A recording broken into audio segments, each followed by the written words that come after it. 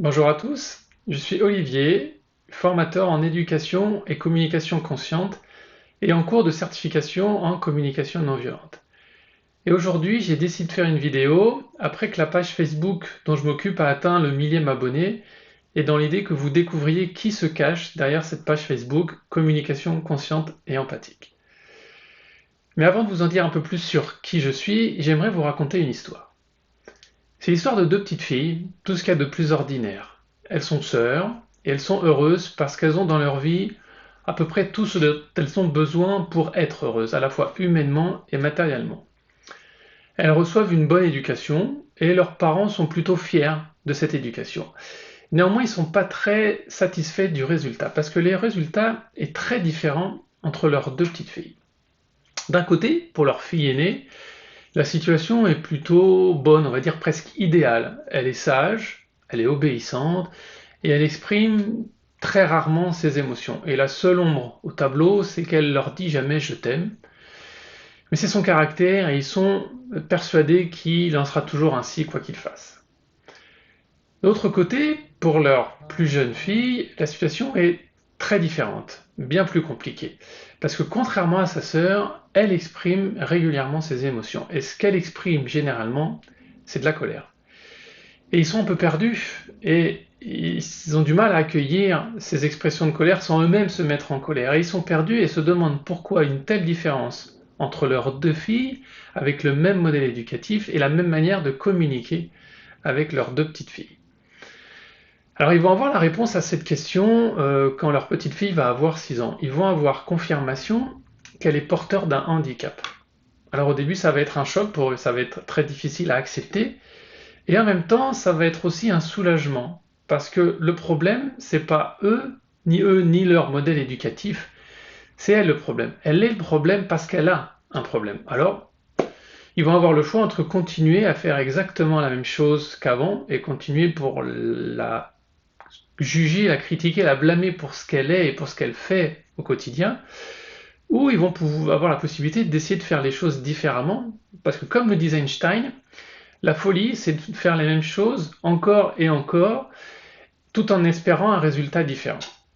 Alors ils vont choisir cette deuxième option, d'essayer de faire les choses différemment. Ils vont commencer à lire des livres, à regarder des vidéos sur Internet, à aller à des conférences sur des sujets dont ils n'avaient jamais entendu parler avant. Et ils vont découvrir plein de choses, et parmi les choses qu'ils vont découvrir, ils vont découvrir la communication non violente.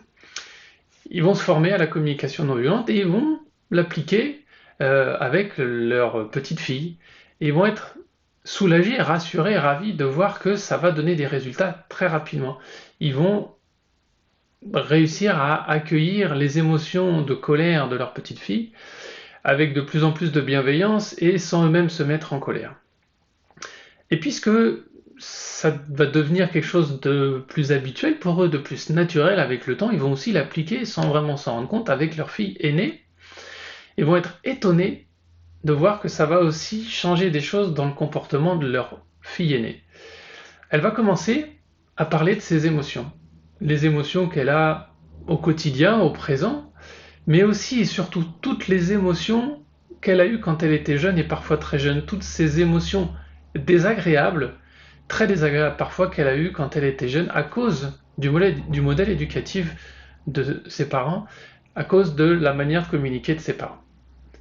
Cette petite fille, leur fille aînée, n'est plus une petite fille aujourd'hui. C'est une adolescente de 15 ans. Et alors qu'elle exprimait quasiment jamais ses émotions avant l'âge de 10-12 ans, il n'y a pas une semaine aujourd'hui où elle ne dit pas je t'aime à ses parents. Cette histoire, c'est l'histoire d'une famille ordinaire, comme on peut en trouver plein en France et un peu partout dans le monde. C'est l'histoire de ma famille, c'est l'histoire de ma femme, Pascale, que je connais depuis un peu plus de 24 ans maintenant, et de mes deux filles, Élise et Auréa. Élise qui va avoir 17 ans dans quelques jours et Auréa qui en a 14. Auréa, donc, est dysphasique. C'est un trouble sévère du langage, c'est un handicap présent au quotidien, invisible, et c'est la chose la plus incroyable qui me soit arrivée dans ma vie. Auréa, par sa différence, parce qu'elle est, m'a aidé à questionné mes habitudes, m'a forcé à questionner mes habitudes et à devenir le papa, le mari et l'homme que je suis aujourd'hui. De manière pratique, j'ai découvert en 2015 ce qu'on appelle l'éducation bienveillante ou la parentalité positive. Mais moi, je préfère parler d'éducation consciente parce que c'est vraiment ça. J'ai pris conscience de ce que mes comportements et mes mots pouvaient avoir comme conséquences sur les personnes autour de moi et en particulier d'abord sur mes enfants et sur Auréa. Et ces ateliers ont tellement changé ma vie, l'ont tellement transformé de manière positive que j'ai décidé en 2016 d'animer ces ateliers pour des parents qui avaient envie de découvrir l'éducation bienveillante. Et à la même époque, en 2016, j'ai aussi découvert la communication non violente. Et là aussi, j'ai découvert quelque chose qui a encore plus transformé ma vie, pas seulement ma vie de papa, mais ma vie de mari, ma vie d'homme en général. Ça a transformé ce que j'étais et la relation que j'avais avec les autres.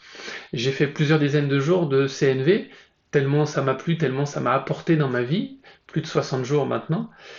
Et ça m'a tellement transformé, je trouve ça tellement positif que j'ai eu envie de le partager au plus grand nombre et donc j'ai décidé de continuer à être formateur et de me spécialiser en communication non violente. Et pour ça, je suis rentré en début d'année, en début 2020, dans le parcours de certification des formateurs de CNV en France. Et pour partager ma passion pour la CNV, j'ai créé cette page Facebook Communication consciente et empathique pour partager toutes les valeurs qui me portent la CNV et tout ce qui s'en rapproche. Et j'anime aussi régulièrement des stages de communication consciente inspirés de la communication non violente et j'anime aussi des groupes de pratique de CNV pour promouvoir cet outil qui n'est pas seulement un outil de communication comme on peut le voir ou l'entendre sur Internet, mais c'est aussi pour moi un outil vraiment de connaissance de soi, de développement personnel et d'amélioration des relations qu'on peut avoir avec les autres. Je ferai d'autres vidéos dans les prochaines semaines pour continuer à partager la CNV et d'autres sujets qui s'en rapprochent avec, j'espère, vous donner l'envie de découvrir ce que c'est la CNV ou des choses similaires pour travailler sur vous-même, sur la connaissance de soi et le développement personnel.